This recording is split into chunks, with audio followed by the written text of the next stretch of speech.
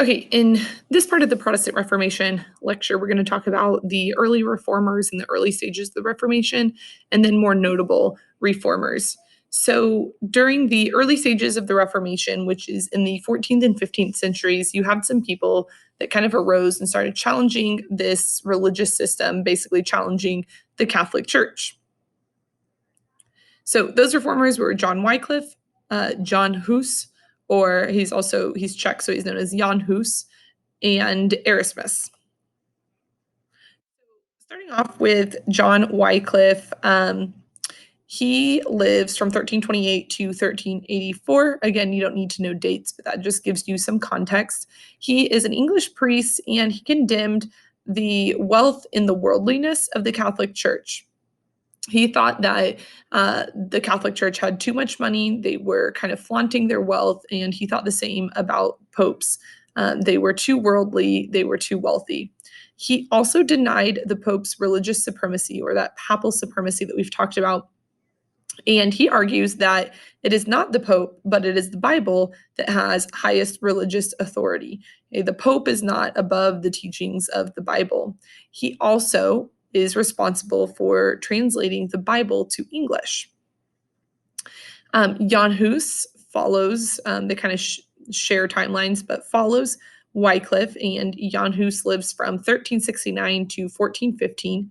He's Bohemian, which means that he is Czech, and he's a religious leader who advocated very similar ideas to Wycliffe, primarily that the Bible has final authority. He questioned papal supremacy, and he also was not a fan of the wealth of the Catholic Church. Jan Hus is arrested.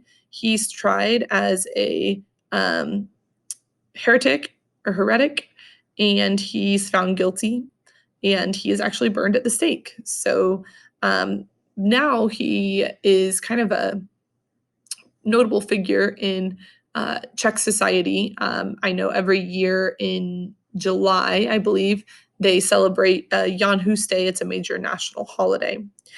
Lastly, we have Erasmus, 1466 through 1536, and he is a Dutch humanist scholar, and he really focuses and he really attacks church abuses, but he remains a faithful Catholic his whole life.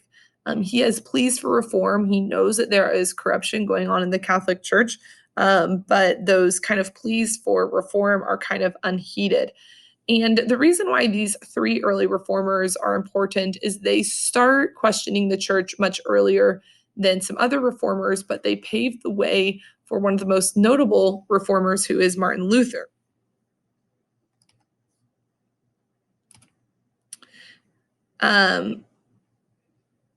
Sorry, I didn't have these slides going as I was talking about the people, but there's John Wycliffe, Jan Hus,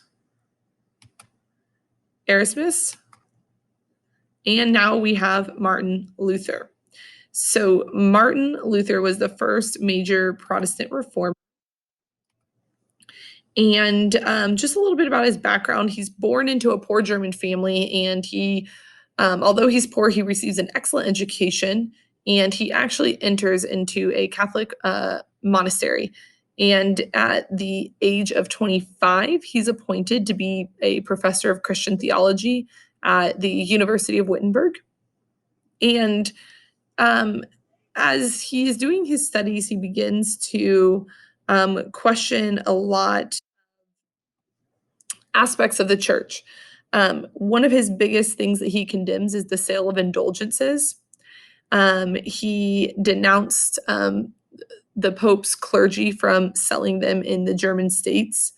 And one of the when they sold these indulgences, especially in places that weren't near Rome, like Germany, the funds went back to Rome, and they were supposed to be used for building these great cathedrals.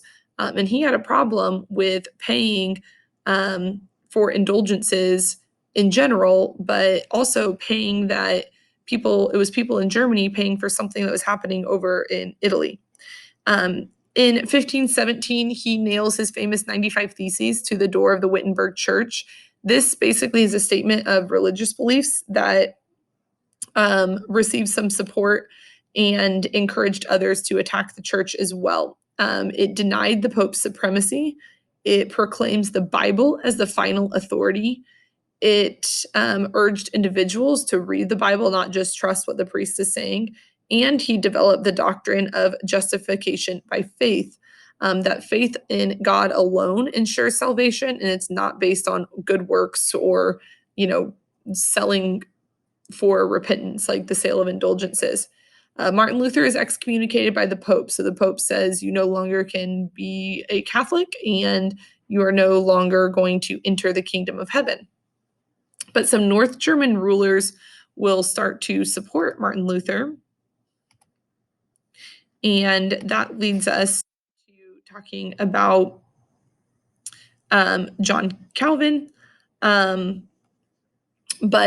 before we talk about Calvin, these North German rulers that are supporting Luther, they welcomed a revolt against Rome, and they also protected Luther from King Charles V of Spain, and who was Catholic, and he wanted to persecute Luther. And North Germany will adopt the religion or the Protestant sect of Lutheranism. And Lutheranism will spread to Scandinavia, Norway, Sweden, and Denmark. And it becomes pretty successful. They actually take over a lot of Roman Catholic Church properties. The next reformer we're going to talk about is John Calvin, and he is alive between 1509 and 1564. John Calvin is French, and he's a religious reformer who fled from the Catholic part of France to safety in Geneva, Switzerland, and he kind of became an outspoken Protestant activist. He taught the idea, and Calvinists still believe this, he taught the idea of predestination, that only those elected beforehand by God would achieve salvation. They look at simple forms of worship. They're very serious people. They're very morally upstanding and very, very hardworking. Like small pleasures in life, like dancing and card playing, are very frowned upon by Calvinists. And Calvin's ideas spread rapidly in England, and it became it became the religion of the Puritan. So the Puritans who were coming over to the United States in the early 1600s, they're actually Calvinists. And also in France, there's a small group that follow Calvinism, and they're called the Huguenots. And then lastly, there's John Knox. And John Knox is let's see if I thought I had a John Knox slide, but I don't. Okay, so John Knox is a Scottish reformer, and he also follows Calvin. He established Presbyterianism as the official religion of Scotland. So you might have heard, I'm sure you've seen the John Knox Village here in Lee's Summit, and that is named after John Knox. So again, he's going to believe in those same ideas of Calvin, and he's going to help follow or expand the teachings of Calvin, and he formed this Presbyterian church in Scotland. Okay, moving on to I'm going to move on to talking about the Renaissance in its relation to the Protestant Reformation. So the Renaissance is a time for humanist writings and paintings, as we've discussed, and more people are wanting an education, more people are having the ability to read, and the reason why is the printing press. The printing press is essential not only to the Renaissance, but also to the Reformation. Books are less expensive. This encourages individualism. A lot of people now could read the Bible for themselves. And curiosity will encourage these individuals to learn more about their world, to want to study the science, to want to know about the stars in the sky, and also the things here on Earth. There were just humanist works available on topics that were interesting to people, like being in love or experiencing loss, experiencing death, and that was important. So the next topic is the Catholic Reformation and the Council of Trent. And the Catholic Reformation is outside of the Protestant Reformation. And the Catholic Reformation provided to the outside world that the church had recognized its past and it was willing to fix itself. Okay, this Protestant Reformation led to the Catholic Reformation. They're pushing against these church abuses, and the Catholic Church says, okay, we'll look at these issues and try to solve them. They really wanted to win back people to Catholicism. And the Council of Trent, which is like a meeting of different people, it's going to become an important part in determining the outcome of the Catholic Reformation. And it's formed by Pope Paul III. So that's where we're going to leave off. You're going to do a web quest that's going to cover a little bit more information into the Catholic Reformation, the Council of Trent, and then there's also going to be one more Reformation called the Counter Reformation. So be looking for that information.